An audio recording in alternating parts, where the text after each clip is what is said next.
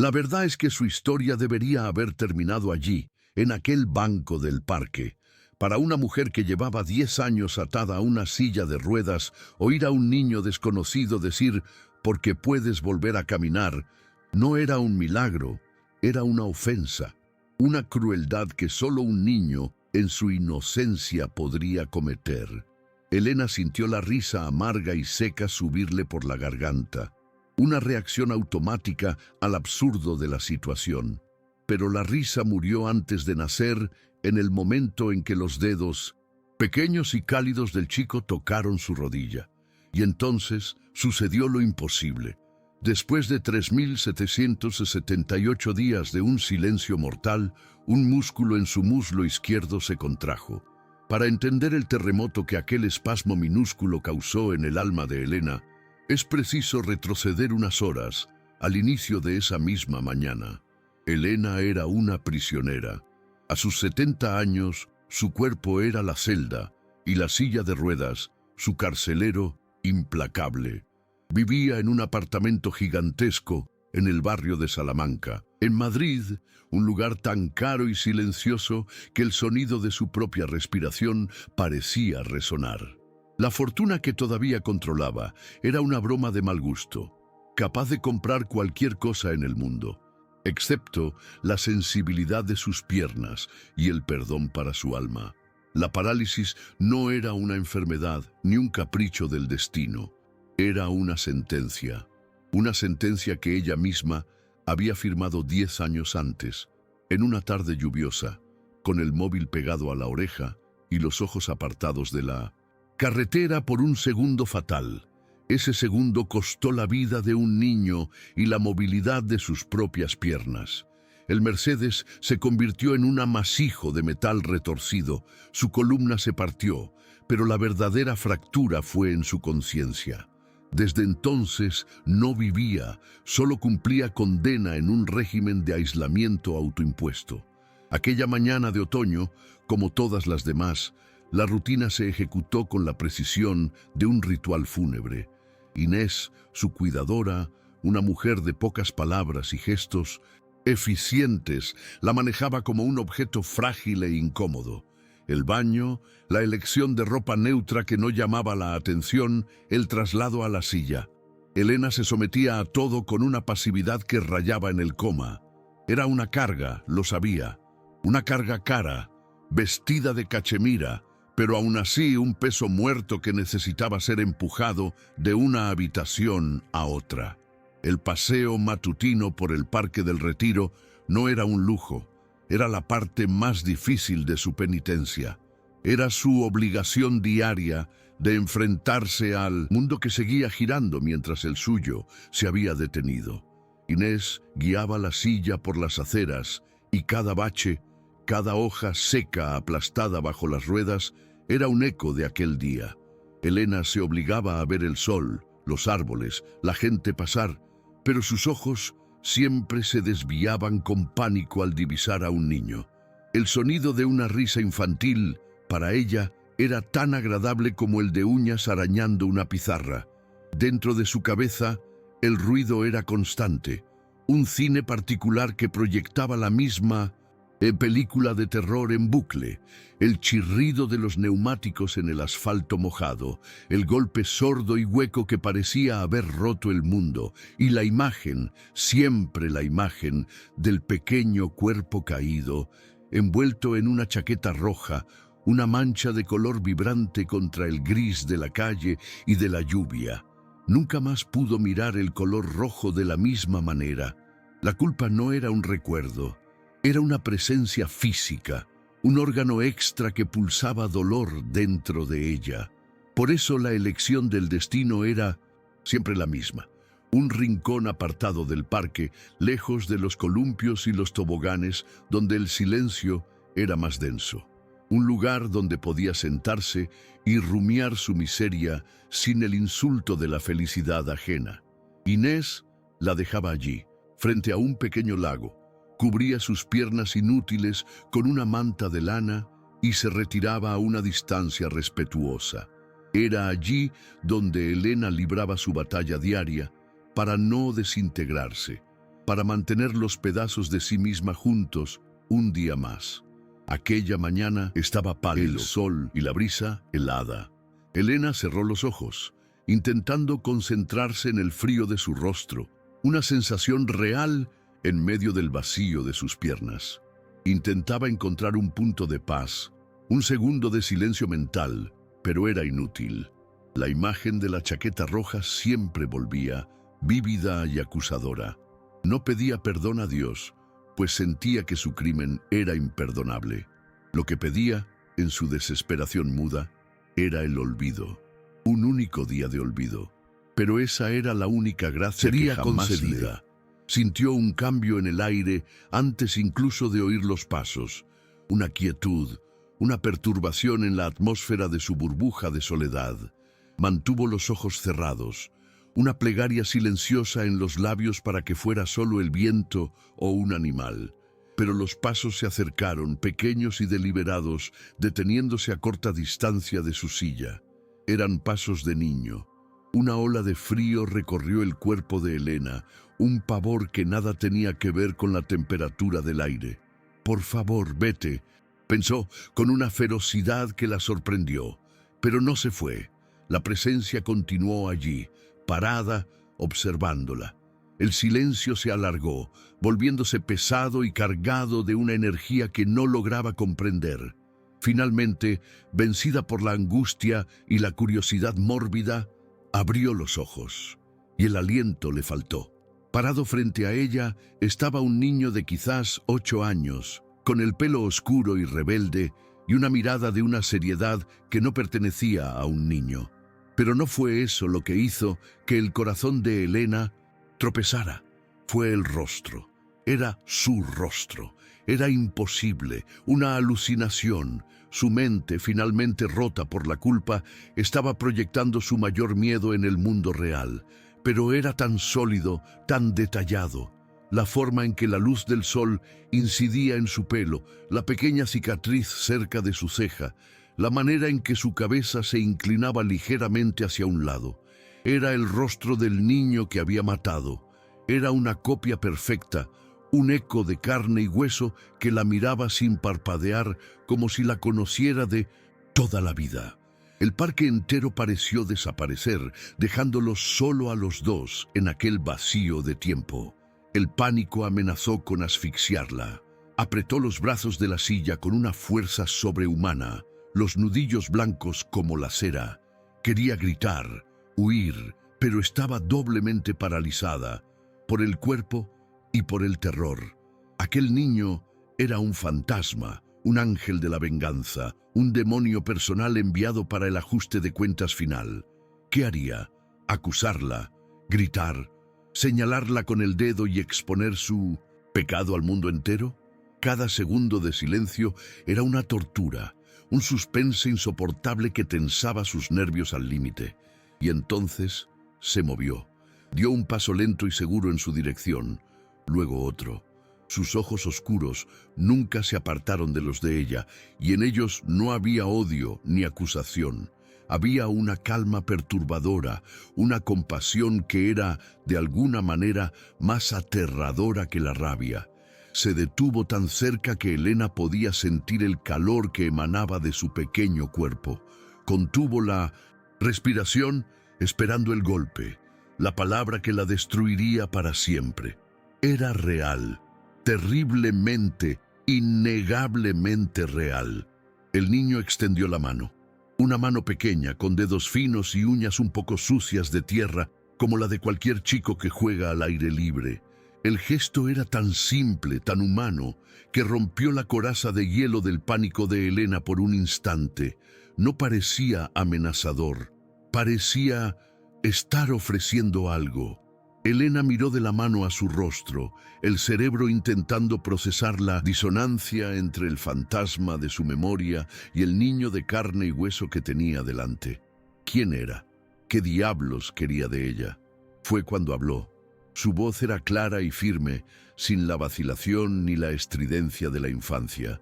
Las palabras que dijo no tenían ningún sentido lógico, pero golpearon a Elena con la fuerza de una revelación, un decreto venido de otro mundo. No dijo «hola», no preguntó su nombre, miró sus piernas, cubiertas por la manta de lana, y luego de nuevo a sus ojos, y afirmó, con una certeza absoluta que desafiaba la realidad, «Ya no necesitas esa silla». Elena lo miró fijamente, la confusión luchando con el miedo en su rostro. Las palabras flotaron en el aire frío del parque, absurdas, demenciales. ¿Era un juego? ¿Una broma de un niño con una imaginación fértil y cruel? Abrió la boca para decir algo, para echarlo, para decirle que no sabía de lo que estaba hablando, pero no le salió ninguna palabra. Estaba hipnotizada por la convicción inquebrantable de aquella mirada. Él realmente creía en lo que estaba diciendo, y por un segundo la locura fue tan contagiosa que una parte de ella casi lo creyó también. Él percibió su duda, la lucha interna estampada en su rostro. Inclinó la cabeza, el mismo gesto que la atormentaba en sus pesadillas, y habló de nuevo, respondiendo a la pregunta que ella ni siquiera había formulado, la pregunta que la atormentaba desde hacía 10 años. ¿Por qué ella? ¿Por qué este castigo sin fin? Y su respuesta llegó, simple y desconcertante, porque puedes volver a caminar. Fue esa frase la que provocó la risa amarga, la defensa contra una esperanza tan dolorosa que era mejor ni considerarla. Pero él no se inmutó por su reacción. Continuó con la mano extendida, esperando. Había una paciencia infinita en su postura, como si tuviera todo el tiempo del mundo. El poder de la fe es más grande de lo que imaginas, dijo, su voz suave pero llena de autoridad. Dios aún no ha terminado contigo. Las palabras deberían haber sonado vacías para Elena, una mujer que hacía mucho tiempo había perdido cualquier tipo de fe, pero salidas de la boca de aquel niño imposible, tenían un peso extraño. Y fue entonces cuando él tomó la iniciativa. Viendo que ella no tomaría su mano, dio el último paso y tocó su rodilla por encima de la manta de lana. El contacto fue ligero, casi imperceptible, pero lo que siguió fue una explosión, no de sonido, sino de sensación. Un calor intenso se extendió desde el punto donde sus dedos la tocaban, una ola de energía que descendió por su pierna como un relámpago. Era una sensación que no había experimentado en una década. No era imaginación, era real. El shock fue tan intenso que Elena jadeó, los ojos desorbitados por la pura incredulidad. Al calor le siguió un hormigueo, como miles de agujas minúsculas despertando nervios que creía muertos y enterrados. Y entonces, bajo la manta, visible solo para ella, sucedió lo imposible, el milagro aterrador. El músculo de su muslo, flácido e inerte desde hacía 3.778 días, se contrajo visiblemente. Una vez. Un espasmo involuntario, pero innegable. Un movimiento. Una señal de vida en el cementerio de su propio cuerpo. El mundo de Elena se redujo a ese único punto en su muslo. El espasmo fue tan real, tan violento en su sutileza, que anuló todo lo demás. El parque, el sol, el sonido lejano del tráfico, todo se disolvió en un zumbido bajo. La primera emoción que la inundó no fue alegría ni esperanza. Fue un terror, abyecto, puro. Echó el cuerpo hacia atrás con una sacudida, un movimiento instintivo de repulsión, como si la mano del niño fuera una serpiente venenosa. El gesto fue inútil, ya que su mitad inferior permaneció inmóvil, pero el pánico era genuino. Miró sus propias piernas, escondidas bajo la manta, como si fueran bombas de relojería a punto de estallar. Sus ojos se dispararon en dirección a Inés, su ancla con la realidad, su puerto seguro en el mar de la rutina. La cuidadora estaba a unos 20 metros de distancia de espaldas, hablando por el móvil, completamente ajena al colapso que estaba ocurriendo con su jefa. Elena estaba sola en esto, completamente sola con el niño fantasma y el milagro aterrador que él parecía haber obrado. Aquel breve momento de normalidad de Inés sirvió solo para acentuar la demencia de lo que acababa de suceder. Nadie la creería. La internarían, dirían que la vieja rica y culpable finalmente se había vuelto loca. Volvió a mirar al chico y ahora lo veía de forma diferente. Ya no era solo una aparición, un eco del pasado. Era una fuerza activa, una entidad con un poder que desafiaba las leyes de la física y de la medicina. El miedo se mezcló con una rabia impotente. ¿Quién era él para llegar allí y perturbar el orden de su sufrimiento? La parálisis era su cruz, su castigo merecido. Había aprendido a llevarla. Aquel atisbo de sensación, aquella contracción muscular, no era una liberación, era una profanación, una violación de su penitencia. Sin embargo, no demostró la menor sorpresa. Observó la reacción de pánico de Elena con la misma calma antigua, como un médico experimentado observando los síntomas esperados de un paciente. Retiró la mano y la metió en el bolsillo de su abrigo, un gesto casual que contrastaba violentamente con la tormenta que se desataba dentro de Elena. Esperó a que el primer shock de ella pasara, a que su respiración jadeante disminuyera un poco. Entonces habló de nuevo, y sus palabras fueron un golpe aún más profundo que el tacto. «No eres lo que hiciste, Elena», dijo, y el sonido de su propio nombre en su boca la hizo estremecer. ¿Cómo sabía su nombre? Nadie allí la llamaba Elena. Para Inés era señora. Para el mundo era un apellido en periódicos antiguos. «Eres lo que todavía puedes hacer con lo que te queda». La frase era un bisturí, cortando décadas de autodesprecio y culpa para exponer un nervio que ella ni siquiera sabía que aún existía. Él no hablaba de sus piernas, hablaba de su vida. Pregunta, «¿Cómo sabes mi nombre?», se formó en sus labios, pero no pudo proferirla. Estaba atrapada bajo una capa más gruesa de otra pregunta. «¿Cómo sabes todo lo demás?». Su frase, «lo que hiciste», era una confirmación. No era solo un doble. Él sabía del accidente, de la culpa, del infierno personal en el que vivía. La coincidencia dejó de ser una posibilidad. Aquello estaba orquestado. ¿Pero por quién? ¿Y con qué propósito? El miedo se transformó en algo más primitivo, un pavor a lo sobrenatural. Una guerra civil estalló dentro de su mente. Una parte de ella, la parte racional, la mujer de negocios pragmática que un día fue, gritaba que era una alucinación compleja, un derrame cerebral, el inicio de la demencia. El cerebro, bajo el estrés de la culpa crónica, estaba simplemente creando una fantasía elaborada. Pero otra parte, una parte que creía muerta hacía mucho tiempo, se aferraba desesperadamente a la sensación del músculo contrayéndose. Aquello había sido real. El calor había sido real. La esperanza, una mala hierba que había pasado 10 años intentando arrancar, comenzaba a brotar en el suelo árido de su alma. Y esa esperanza era insoportable. Era más dolorosa que la propia parálisis. Porque si pudiera caminar, ¿qué significaría eso? Que su castigo había terminado. No lo merecía. No tenía derecho a levantarse y caminar por el mundo mientras el otro niño, el original, el de la chaqueta roja, yacía en una tumba fría. Caminar de nuevo sería escupir en su memoria. Sería borrar la única prueba visible y constante de su crimen. La silla de ruedas era su identidad. Sin ella, ¿quién sería? Solo una asesina que se salió con la suya. La presión se volvió demasiado grande y el dique de su autocontrol finalmente se rompió. La rabia, alimentada por el miedo y la confusión, se desbordó en palabras ásperas.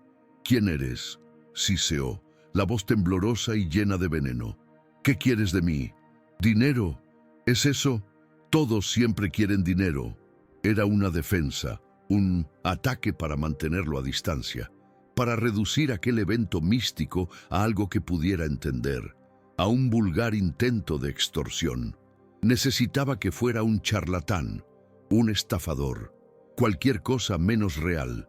«Déjame en paz», gritó, la voz más alta de lo que pretendía, haciendo que una pareja que pasaba a lo lejos mirara en su dirección.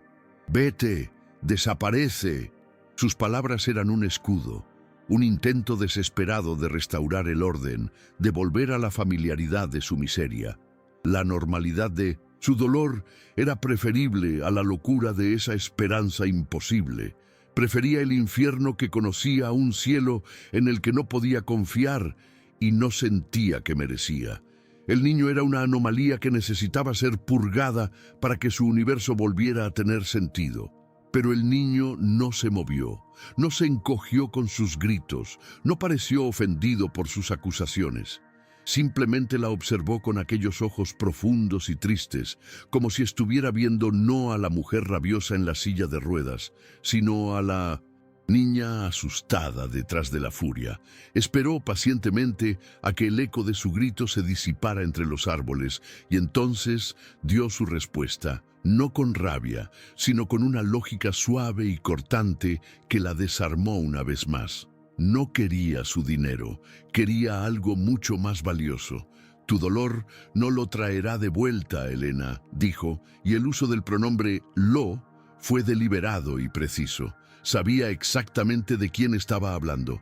Quedarte en esa silla no cambia lo que pasó, solo garantiza que se desperdicie una vida más. Cada palabra era una verdad que había pasado 10 años negando. Eran los mismos argumentos que los pocos amigos que le quedaban y los terapeutas caros intentaron usar al principio. Pero, salidas de la boca de aquel niño, las palabras tenían un peso diferente, una autoridad final. Entonces dio el golpe de gracia, señalando no a sus piernas, sino a su cabeza. «El accidente te rompió la columna», dijo, con una calma aterradora. «Pero fue la culpa la que te mantuvo paralizada todo este tiempo. El miedo es tu nueva silla de ruedas y es mucho más pesada que esta». Gesticuló hacia la silla de metal y cuero, y por primera vez, Elena la vio como él la describía. No solo una necesidad médica, sino una elección que renovaba cada mañana. Las palabras de él la dejaron desnuda. Había diseccionado su psicología con la precisión de un cirujano, exponiendo las mentiras que se contaba a sí misma para sobrevivir. La rabia se desvaneció, reemplazada por un vacío exhausto. La lucha la estaba abandonando. Lo miró, sintiéndose pequeña y transparente, como si él pudiera ver cada pensamiento, cada recuerdo oscuro. ¿Quién era este ser? ¿Un ángel? ¿Un demonio? ¿O algo totalmente diferente? Algo para lo que el lenguaje humano no tenía nombre. «No me crees», constató, no como una pregunta, sino como una observación. «Crees más en tu dolor que en la posibilidad de curación. Crees más en tu culpa que en el poder del perdón». Dio un paso hacia un lado, posicionándose de modo que el sol de la mañana iluminara su rostro. «Pero tu cuerpo no ha olvidado cómo vivir. Tu mente es la que necesita reaprender a dar el permiso». El concepto era tan simple y al mismo tiempo tan complejo que Elena sintió un vértigo. Él entonces le dio una instrucción, una orden. «Cierra los ojos», dijo, la voz suave pero sin dejar lugar a la negativa. «Olvida que estoy aquí, olvida el parque, olvídalo todo. Quiero que vayas hacia adentro, quiero que encuentres tus pies. No intentes moverlos, solo encuéntralos, recuérdalos». Era la cosa más absurda que había oído en su vida. Encontrar sus pies eran territorios extranjeros, continentes perdidos desde hacía una década, de los que no recibía noticias. A pesar de toda su resistencia, a pesar del miedo y la incredulidad, obedeció. Quizás por agotamiento, quizás por una chispa de curiosidad mórbida, para ver hasta dónde llegaría esa locura. O quizás, solo quizás, porque en el fondo de su alma devastada, una parte de ella deseaba desesperadamente que él tuviera razón.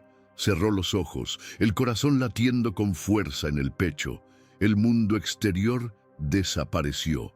Ya no estaba el parque, Ni Inés ni el niño. Solo estaba ella y la oscuridad interior.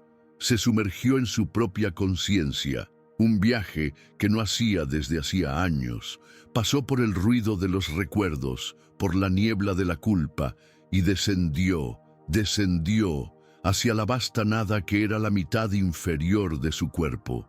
Era como gritar en el vacío.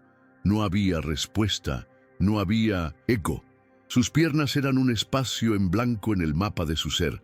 Se concentró con una intensidad que no sabía que aún poseía. El ceño fruncido, el sudor brotando en su sien a pesar del frío de la mañana. Pies, pensó. ¿Dónde estáis? Al principio, nada. Solo el vacío familiar, el silencio frío de la desconexión. La parte escéptica de su mente comenzó a burlarse. Te lo dije, no hay nada ahí. Es una pérdida de tiempo. Estaba a punto de rendirse, de abrir los ojos y acabar con esa farsa, humillante. Pero la voz del niño resonó en su mente. Ellos no lo han olvidado. Entonces lo intentó una vez más, forzando toda su energía, toda su voluntad, hacia esa frontera lejana y olvidada de su cuerpo. Y entonces algo sucedió. No fue un calor ni un hormigueo.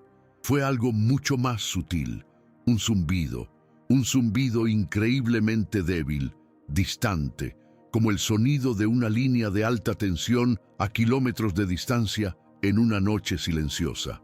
Y con él, una sensación fantasma, el recuerdo de una... Casi pudo sentir la textura del calcetín de lana contra la piel de su tobillo derecho.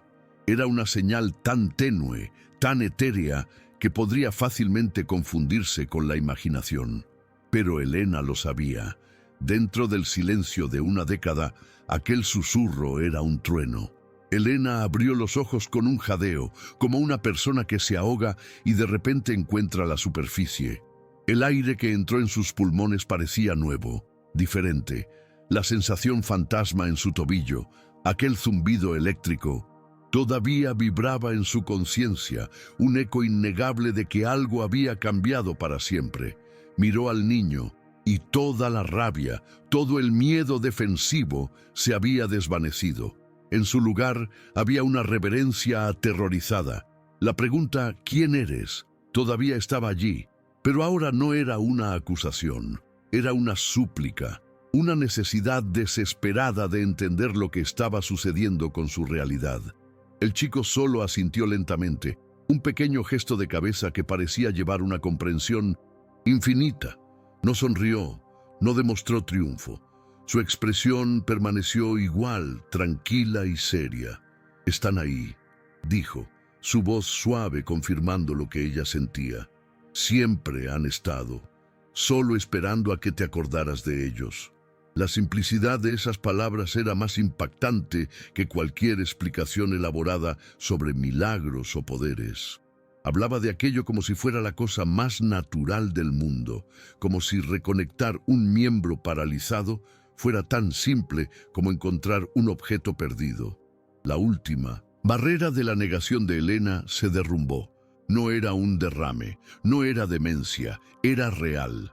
Y la realidad de esa curación imposible era una carga 1000 veces más pesada que la propia parálisis.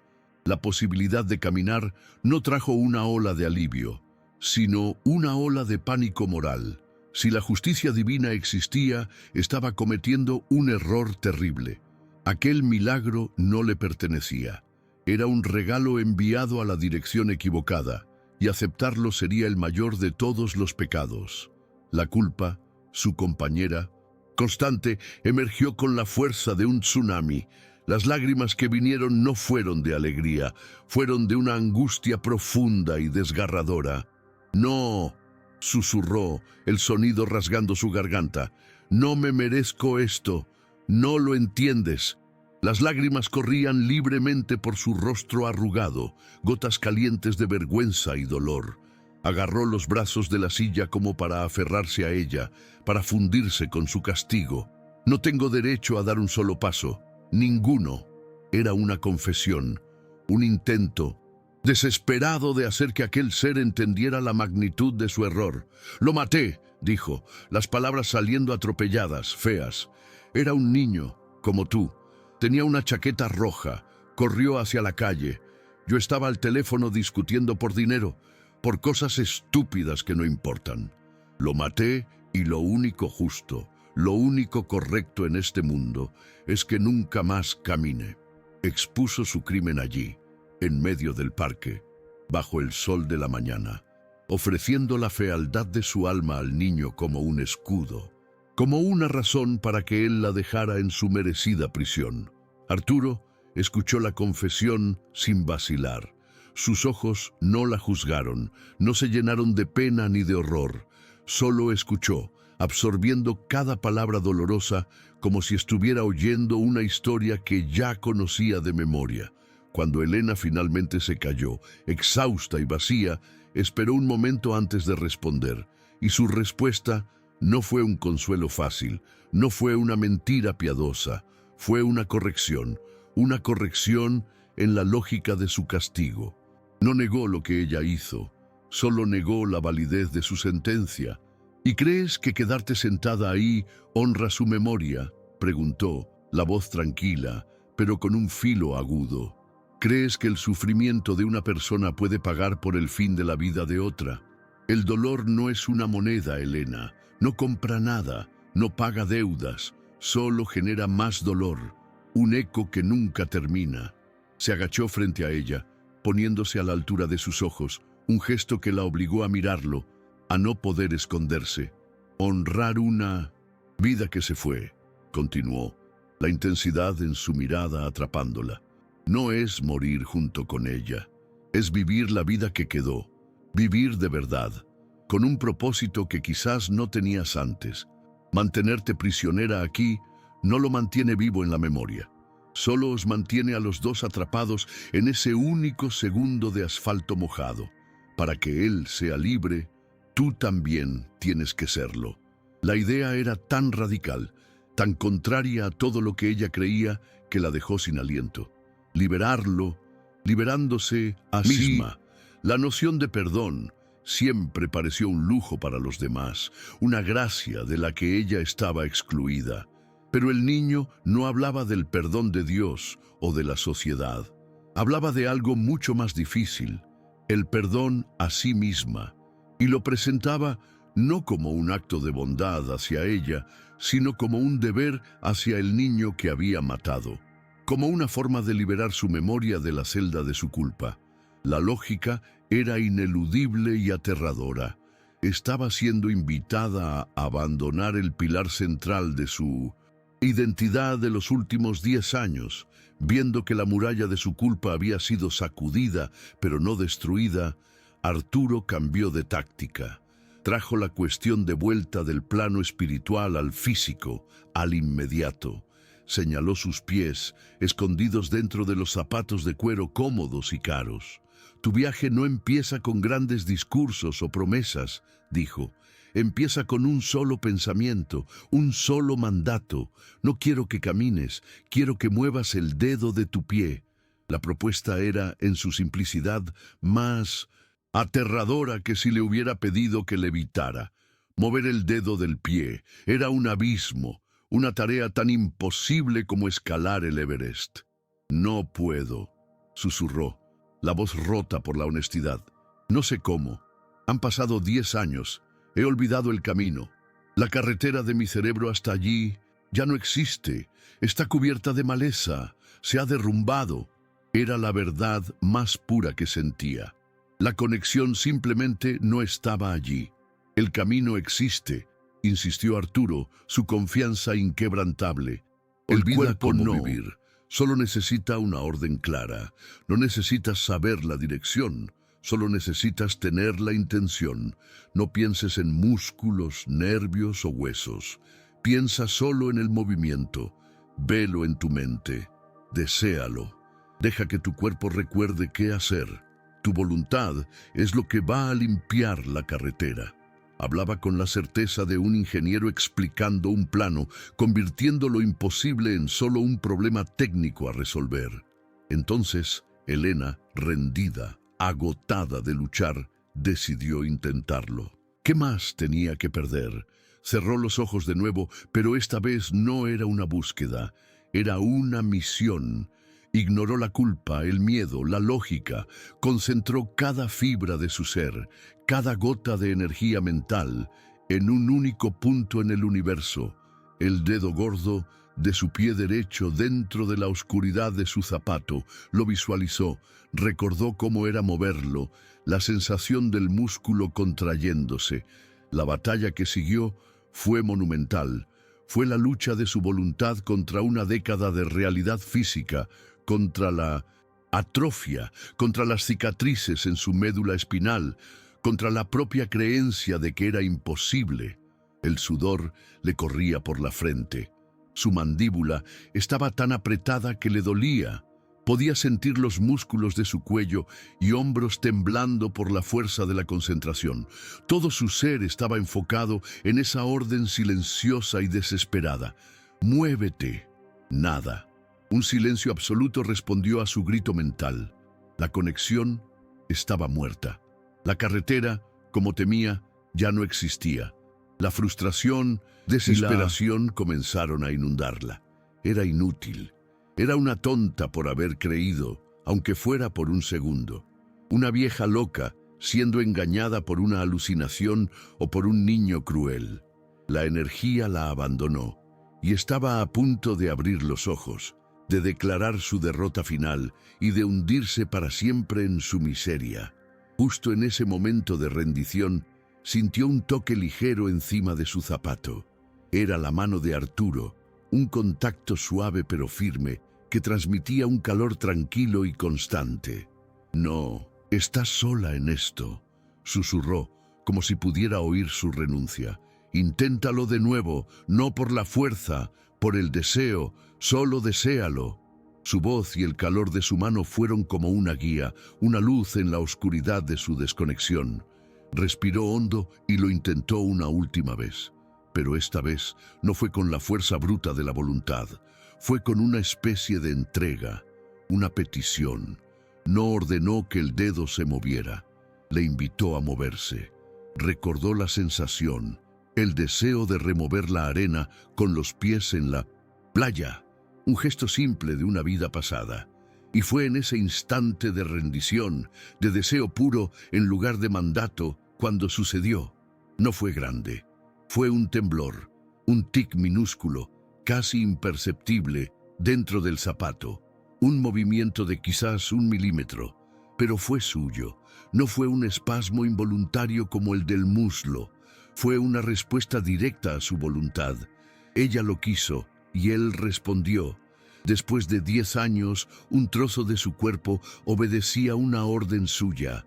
La carretera no estaba destruida, estaba solo dormida. Y acababa de encontrar el interruptor.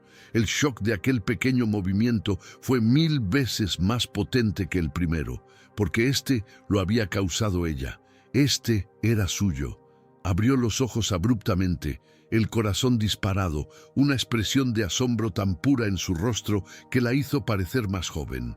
Miró al niño y por primera vez no había miedo, ni rabia, ni angustia en sus ojos. Solo había una pregunta, una única pregunta que contenía todas las demás.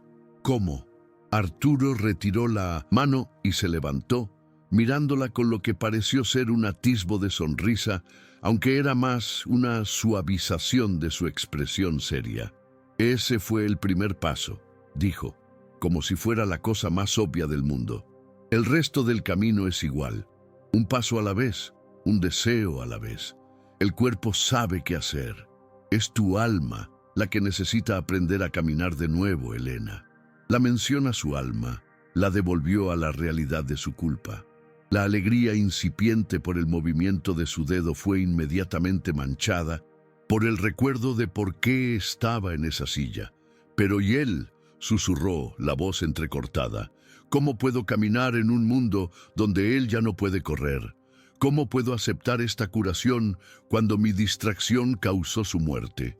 La cuestión fundamental permanecía, un muro infranqueable entre ella y la recuperación. La pregunta de Elena flotó en el aire, desnuda y desesperada. ¿Cómo puedo aceptar esta curación cuando mi distracción causó su muerte? Era el kit de todo, la ecuación imposible, que la mantenía encadenada. Esperaba que el niño guardara silencio, que finalmente entendiera que había un abismo que ni siquiera sus milagros podían salvar. Esperaba que viera la lógica irrefutable de su dolor. Pero Arturo la sorprendió una vez más. No con compasión, sino con una corrección de perspectiva tan radical que la dejó mareada. No ofreció consuelo, ofreció un propósito.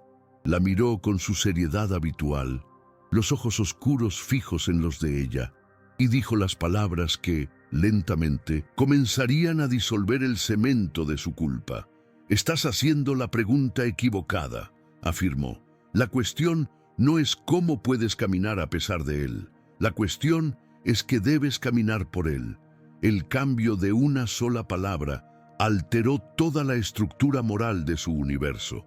Caminar ya no era una traición. En la lógica del niño, era un homenaje, un deber. Elena negó con la cabeza, negándose a entender. Era un juego de palabras, una gimnasia filosófica para absolverla. Pero Arturo continuó, explicando. La lógica con una paciencia infinita. Mientras te quedas en esa silla, tu vida es un monumento a su muerte, un monumento de dolor, silencio y fin. Pero si te levantas, si usas tus pasos para hacer el bien que él nunca tuvo la oportunidad de hacer, para crear la alegría que él nunca pudo sentir, entonces tu vida se convierte en un monumento a su vida, una continuación. ¿Entiendes la diferencia? La diferencia era sísmica, lo cambiaba todo. La idea de que su recuperación física pudiera ser un acto de redención activa y no de olvido egoísta era algo que su cerebro, marinado en 10 años de autodesprecio, apenas podía procesar. El sufrimiento pasivo era su zona de confort. La penitencia activa era un territorio desconocido y aterrador. Exigía una fuerza que ya no creía poseer. Exigía que se perdonara y no sabía cómo hacerlo. El perdón era un músculo que se había atrofiado por completo. «Eso es solo una forma bonita de disculparme», tartamudeó, probando la idea, buscando el fallo. En su lógica, es una excusa para vivir sin el peso que merezco llevar. Necesitaba creer que su dolor tenía valor, que su sacrificio significaba algo. La sugerencia de que todo aquello podría haber sido en vano, una década de sufrimiento inútil, era casi tan dolorosa como la propia culpa. Había invertido toda su identidad en ese dolor. Abandonarlo sería como una especie de muerte. «La culpa es egoísta, Elena», rebatió Arturo, la voz firme pero sin crueldad. «La culpa siempre es sobre ti, sobre tu dolor, tu castigo, tu sufrimiento. Es un espejo en el que solo puedes verte a ti misma. El propósito, la redención, eso es sobre los demás. Es sobre el mundo de ahí fuera. Es sobre lo que haces con el tiempo que se te ha dado, aunque no creas que lo mereces». Hizo una pausa, dejando que las palabras calaran, y entonces hizo la pregunta que finalmente la rompería. ¿Qué crees que él, el niño, querría? La pregunta la golpeó como un puñetazo en el estómago. En 10 años, en incontables horas de tortura mental, nunca había pensado en eso. Había pensado en su madre, en su padre, en lo que ellos pensaban de ella. Había pensado en los periódicos, en la sociedad, en Dios, pero nunca se había atrevido a pensar desde el punto de vista de él, del niño. ¿Qué querría él? Un niño de 8 años. La respuesta era tan obvia y tan dolorosa que no pudo verbalizarla. Ningún niño en el mundo desearía que alguien viviera en una prisión de tristeza para siempre. Por primera vez en una década, apareció una grieta en la fortaleza de su certeza moral. La idea de que su penitencia no solo la estaba destruyendo, sino que también podría estar deshonrando la memoria del niño, la dejó profundamente conmocionada. ¿Y si el niño no quería venganza? ¿Y si quería paz? ¿Y si su paz estaba de alguna manera inexplicable ligada a la de ella? La posibilidad era un hilo de luz en una oscuridad que creía absoluta y eterna. Miró a su alrededor, al parque, las hojas doradas cayendo de los árboles, el brillo del sol en la superficie del lago, el sonido lejano de personas viviendo sus vidas. Por primera vez, la escena no pareció un insulto, pareció una invitación a un mundo del que se había exiliado voluntariamente. La idea de hacer el bien, de crear alegría, todavía parecía abstracta e imposible, pero plantó una semilla minúscula en su corazón. ¿Qué haría ella? ¿Qué podría hacer de bueno en el mundo una mujer vieja, rica y rota? La profundidad de esa conversación, la sabiduría que emanaba de ese ser tan pequeño, trajo la cuestión principal de vuelta con una urgencia renovada. La curación física era una cosa, pero la curación de su alma era el verdadero milagro que él le estaba ofreciendo, y necesitaba saber de dónde venía. Lo miró, y la vulnerabilidad en su rostro era total. El poder, la arrogancia, la amargura, todo había sido despojado de ella. Era solo una anciana asustada, pidiendo ayuda. ¿Por qué?, preguntó, la voz apenas un susurro. ¿Por qué estás haciendo todo esto por mí? ¿Por qué te importa tanto una extraña, una mujer que hizo lo que yo hice? ¿Quién eres de verdad? La pregunta ya no era sobre un fantasma o un ángel, era sobre una conexión. Sentía una conexión con ese niño, una conexión que desafiaba la lógica y el tiempo, y necesitaba desesperadamente entenderla. Necesitaba un nombre para la fuerza que estaba poniendo su mundo patas arriba. Arturo no respondió directamente. Sus ojos parecieron volverse aún más profundos, como si contuvieran historias que ella no podría comprender. Esbozó una pequeña sonrisa, la primera que veía en su rostro, y no era una sonrisa de alegría, sino de una tristeza sabia. Digamos que tengo un interés personal en historias que fueron interrumpidas demasiado pronto, dijo, su voz enigmática, y creo que algunas historias merecen un final mejor. La tuya es una de ellas, y la de él también. La respuesta no aclaró nada, y al mismo tiempo pareció decirlo todo. La mención de él de nuevo, ligando el destino de ella al del otro niño, reforzó la sensación de que aquello era algo mucho más grande que un encuentro casual. Había un plan, un guión, y ella era una de las actrices principales sin saber cuál era la obra. Pero, extrañamente, la respuesta enigmática no la frustró. Le trajo una extraña sensación de paz. No tenía el control. Y quizás, por primera vez, eso era algo bueno. El niño pareció sentir que el límite de ella había sido alcanzado por ese día. La cantidad de shocks, revelaciones y revoluciones internas era más de lo que la mayoría de las personas experimenta en toda una vida. Se levantó del suelo donde estaba agachado, limpiándose el polvo de las rodillas en un gesto perfectamente infantil que contrastaba con su sabiduría ancestral. El encuentro, esa audiencia con lo imposible, estaba llegando a su fin. Había plantado las semillas. Ahora necesitaban tiempo para germinar. «Ya has hecho suficiente por hoy», dijo, asumiendo el papel de un instructor amable. «La batalla más difícil ya ha sido librada». Miró sus piernas y luego su rostro. «Esta noche, cuando estés en tu cama, no intentes mover nada. No te esfuerces. Solo haz una cosa. Recuerda. Recuerda el zumbido en tu tobillo. Recuerda el movimiento de tu dedo. Acepta que es real. Deja que tu cuerpo se acostumbre a la verdad de que la conexión todavía existe». Luego le dio una segunda tarea, la más importante. «Y piensa en mi pregunta», continuó. «Piensa en lo que harías con tus pasos si los tuvieras de vuelta, no para ti, para él. Si pudieras dar un regalo al mundo en su nombre, ¿cuál sería? No tiene por qué ser algo grande, solo algo verdadero». Le estaba dando deberes, una tarea para llenar las largas horas de silencio que la esperaban. Estaba reemplazando la rumiación de la culpa por la meditación del propósito. Con eso, comenzó a darse la vuelta para irse. El pánico subió brevemente en Elena. ¿Y si no volvía? ¿Y si todo aquello era un sueño febril y se despertaba mañana en la misma realidad gris de siempre? Como si leyera sus pensamientos una vez más, se detuvo y miró por encima del hombro.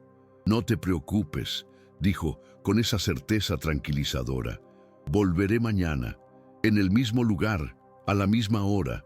Nuestra conversación aún no ha terminado». La promesa de su regreso era un ancla en un mar de incertidumbres. Mañana. La palabra sonaba diferente ahora.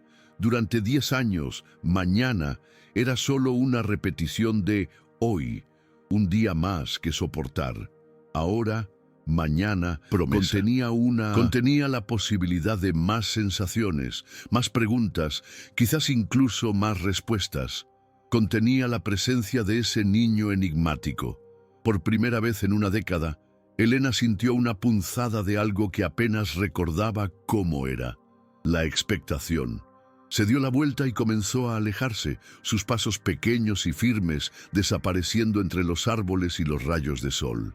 Elena no lo llamó, solo lo observó irse, una figura pequeña que portaba un poder inmenso. La dejó allí, sola en su silla de ruedas, pero ya no estaba en la misma silla en la que había llegado. La estructura de metal era la misma, pero la prisionera dentro de ella había cambiado fundamentalmente. El mundo a su alrededor era el mismo, pero sus ojos lo veían de forma diferente. Se quedó allí por un largo tiempo, mucho después de que él desapareciera de su vista. La manta sobre sus piernas parecía menos un sudario y más solo una manta.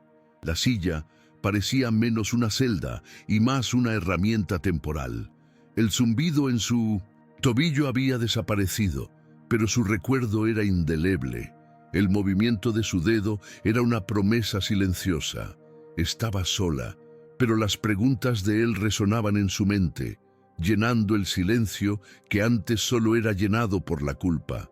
Y la última pregunta de él era la más poderosa de todas. ¿Qué harías con tus pasos?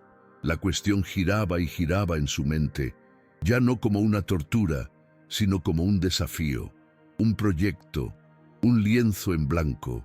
Por primera vez, no miraba hacia atrás, hacia el asfalto mojado y la chaqueta roja. Por primera vez se veía forzada a mirar hacia adelante, hacia un camino que una hora antes ni siquiera sabía que existía.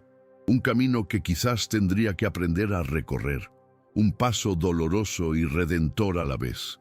El sonido de los pasos de Inés, acercándose, la sacó de su trance. La realidad, en la forma de su cuidadora de rostro impasible, volvía a buscarla. En cualquier otro día, Elena habría recibido esa interrupción con su indiferencia habitual, un repliegue al capullo de su amargura. Pero hoy, la llegada de Inés pareció una intrusión en un momento sagrado. Por primera vez, la presencia de la cuidadora la irritó, no por algo que hiciera, sino porque su normalidad parecía pertenecer a un mundo que Elena ya no habitaba. Un mundo donde las piernas no hormigueaban y los dedos no se movían.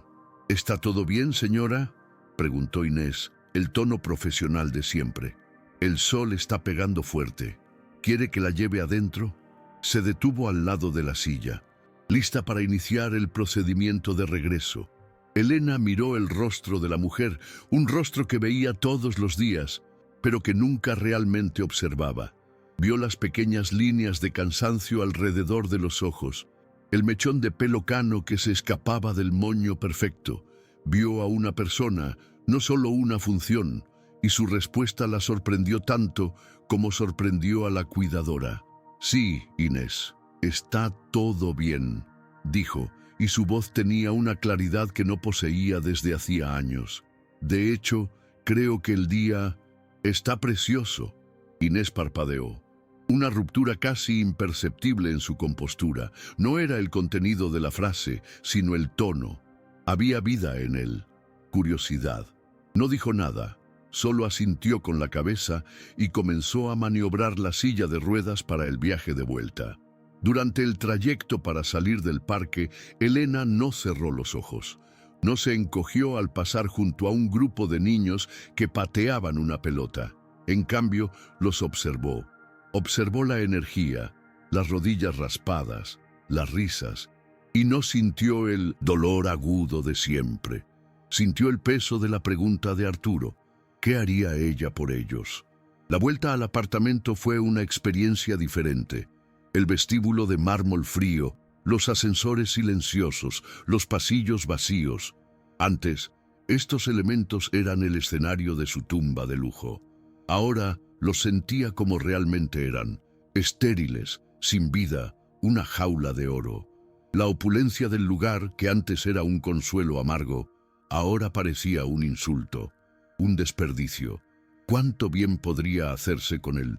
¿Dinero que pagaba por un único jarrón de cristal que acumulaba polvo en un rincón? La pregunta de Arturo estaba empezando a ramificarse, a infectar cada aspecto de su vida. Al llegar a su habitación, Inés comenzó la rutina de siempre. Quitarle los zapatos, arreglar la manta, preguntar si necesitaba algo antes de dejarla para su lectura o su siesta. Pero Elena la interrumpió. «Inés», dijo, la voz firme, «me gustaría quedarme sola unas horas, completamente sola. Por favor, cierra la puerta al salir». Fue una petición simple, pero en la dinámica de poder de sus vidas era un terremoto. Elena nunca pedía estar sola. Soportaba la soledad, no la solicitaba. Era una afirmación de voluntad. Inés la miró con una curiosidad que no pudo ocultar, pero obedeció sin cuestionar. «Como desee, señora». Salió, y el suave clic de la puerta al cerrarse fue, para Elena, el sonido de la libertad. La primera que elegía en 10 años. Sola. Finalmente sola, con su secreto, con su milagro aterrador. Pulsación fantasma en sus piernas.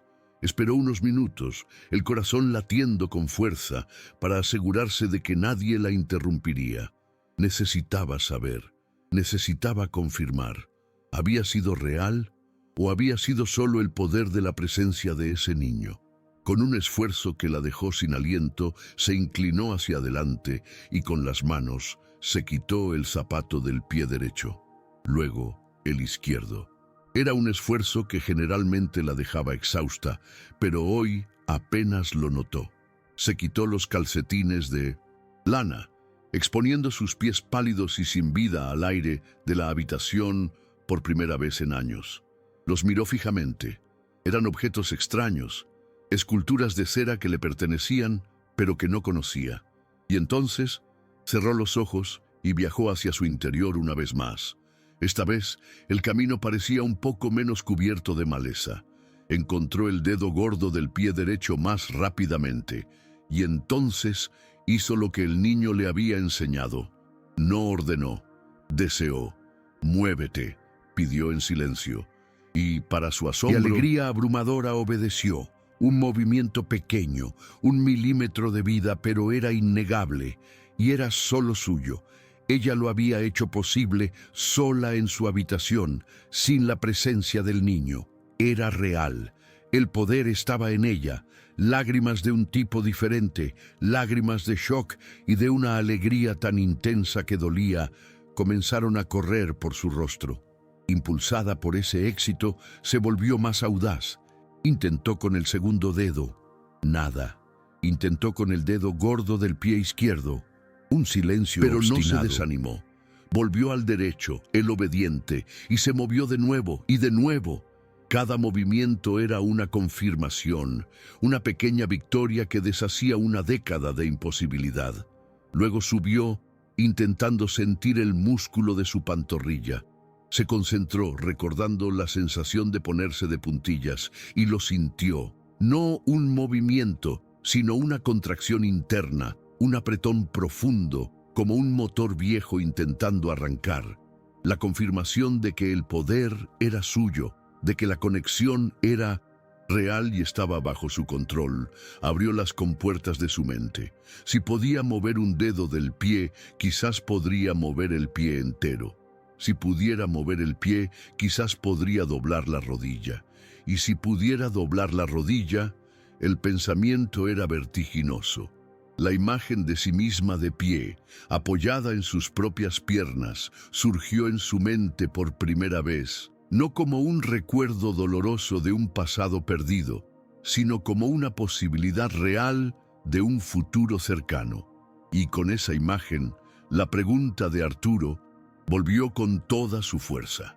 ¿Qué haría ella? La mente de Elena, antes lenta y turbia por la depresión, ahora se disparó a alta velocidad. Las ideas, antes impensables, comenzaron a bullir. Podría viajar, ver el mar, sentir la arena bajo los pies. Pero esos eran deseos pequeños, egoístas. El niño había hablado de propósito, y ella tenía una herramienta poderosa para ello: su fortuna. El dinero que despreciaba ahora parecía un tesoro, no por lo que podía comprar para ella, sino por lo que podía hacer por los demás. Podría crear una fundación en nombre del niño de la chaqueta roja, un nombre que nunca se atrevió a investigar por miedo a lo que encontraría. La fundación podría construir parques en barrios pobres, patrocinar equipos de fútbol infantiles, pagar tratamientos médicos para niños enfermos. Podría crear la vida y la alegría que su acto había destruido. Podría transformar el dinero sucio de su culpa en algo limpio, en algo bueno. La energía que fluyó por ella con estos pensamientos era más potente que cualquier sensación en sus piernas. Era la energía de la esperanza. En medio de este torbellino de planes futuros, de un propósito recién descubierto, la figura de Arturo se cernía sobre todo. Su sabiduría, su calma, su conocimiento íntimo de su dolor y su frase enigmática: «Tengo un interés personal en historias que fueron interrumpidas demasiado pronto». La mente de Elena, ahora afilada y analítica como en los tiempos en que dirigía reuniones de consejo, comenzó a trabajar en el rompecabezas. El parecido no era solo un parecido, era familiar. Y entonces se formó una hipótesis, una idea tan dolorosa y, al mismo tiempo, tan perfectamente lógica que le paró el corazón. ¿Y si Arturo no era un ángel, ni un fantasma del niño que había matado? ¿Y si era algo mucho más terrenal y mucho más complicado? ¿Y si era pariente? ¿Un hermano? La idea fue un golpe. Explicaría el parecido, el conocimiento, el dolor sabio en sus ojos. Explicaría el interés personal. No sería un milagro aleatorio, sería un ajuste de cuentas. O quizás algo aún más complejo: la posibilidad de que estuviera recibiendo ayuda y potencialmente el perdón de alguien de la familia que había destrozado era abrumadora. La generosidad de tal acto sería casi tan incomprensible como el propio milagro. Y si fuera verdad, ¿qué exigiría eso de ella? Su deuda ya no sería solo con un fantasma anónimo, sino con ese niño de carne y hueso que estaba reescribiendo activamente su futuro. Eso lo hacía todo más íntimo, más aterrador e infinitamente más significativo. No tenía forma de saber la verdad.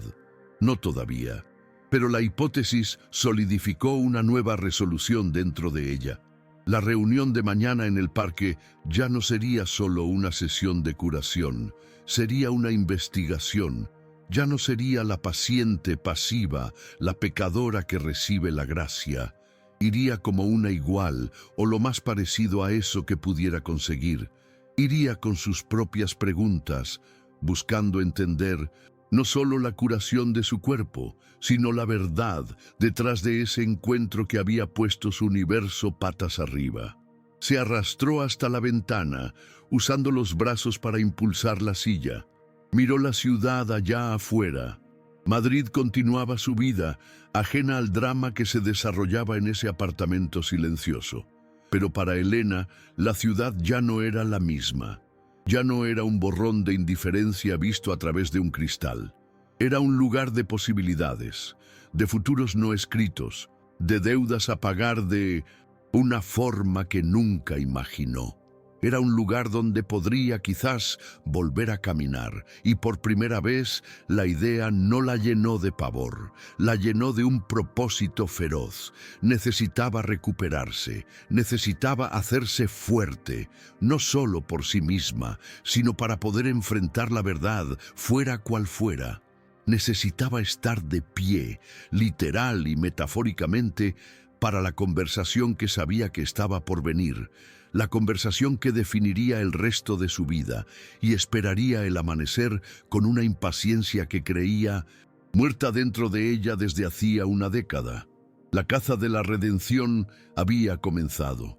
La noche que siguió fue la más larga de la vida de Elena, pero por primera vez en 10 años no fue una noche de tormento, fue una noche de trabajo.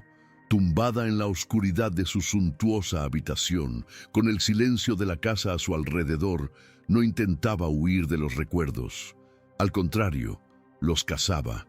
Bajo el peso de las sábanas, libraba una batalla silenciosa y feroz. Cada hora se dedicaba a una nueva tarea: mover el dedo, intentar sentir el talón, contraer un músculo del muslo. Eran victorias minúsculas, conquistadas con un esfuerzo de concentración monumental, pero cada una de ellas era un ladrillo en la reconstrucción de sí misma. Dormir era imposible. Su mente, despertada de un largo coma, bullía. Entre un ejercicio y otro, planeaba. La pregunta de Arturo, ¿qué harías?, se había convertido en el motor de un proyecto febril. La fundación necesitaría a los mejores abogados para... Elena, dijo, su voz suave cargando el peso de una década de luto. Se llamaba Mateo, tenía 8 años y era mi hermano mayor. Las palabras finalmente dichas solidificaron la realidad. Ya no había lugar para dudas, para ángeles o fantasmas. Era una historia humana, una historia de dolor, pérdida y, quizás, de una gracia imposible. La confirmación no la golpeó con la furia de la culpa, como habría ocurrido el día anterior. La golpeó con una ola de tristeza tan profunda, tan pura, que era casi